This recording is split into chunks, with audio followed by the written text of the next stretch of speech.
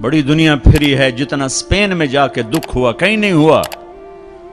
اس بات کا دکھ نہیں تھا کہ 800 سال کی حکومت ختم ہو گئی، دکھ اس پر میں مسجد قرطبہ میں کھڑا رو رہا تھا۔ میں اس بات پہ نہیں رویا کہ مسجد گرجا بن گئی، گرجا بن چکی ہے، تھوڑی سی جگہ کور کی ہوئی ہے مسجد کی، لیکن وہاں نماز پڑھنے کی اجازت نہیں، باقی ساری مسجد گرجا بن چکی ہے، بڑے بڑے بت ہیں، بڑی بڑی تصویریں، بالکل سینٹر میں گرجا ہے۔ نہیں، اس میں نہیں رویا، رویا اس بات پر محراب کے سامنے کھڑا تھا اور مجھے وہاں قرطبی نظر آ رہے تھے نماز پڑھاتے ہوئے، ابن عربی کے فلسفے نظر آ رہے تھے، اللہ کی معرفت کی گتھیاں سلجھا رہے تھے، بقی ابن مخلد کا درس حدیث نظر آ رہا تھا، قرطبی کا درس تفسیر نظر آ رہا تھا، یحییٰ بن یحییٰ اندلسی کی درس حدیث کی مجلس نظر آ رہی تھی، لیکن وہ میرے خوابوں میں تھا، باہر تو بت پڑے ہوئے تھے۔ اور میں جو دکھی ہوا کس بات پہ ہوا کہ جس وجہ سے اسپین کی مسجدیں گرجا بن گئی، 800 سالہ حکومت زیر و زبر ہو گئی، وہ ساری وجہ میرے دیس پاکستان میں موجود ہیں، اور کوئی نہیں سمجھ رہا، کوئی نہیں سمجھ رہا۔ اس لیے میں نے کہا تھا مردہ یزید پہ لعنت بھیجتے ہو اور زندہ یزید کے سامنے دست بستہ ہو کے کھڑے ہو۔ اس ایک حدیث کو سینے سے لگا لو، دل کھلے کر دو سب کے لیے۔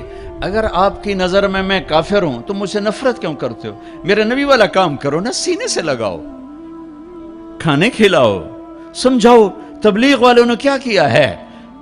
آپ کو ہاتھ جوڑ کے کہتا ہوں تبلیغ میں ٹائم لگاؤ، پوری دنیا میں واحد دین کی محنت ہے جس نے محبت کا وہ پیغام پہنچایا ہے کہ امت کو فرقہ واریت سے نکال کر ایک امت پنے کی شکل دکھائی ہے۔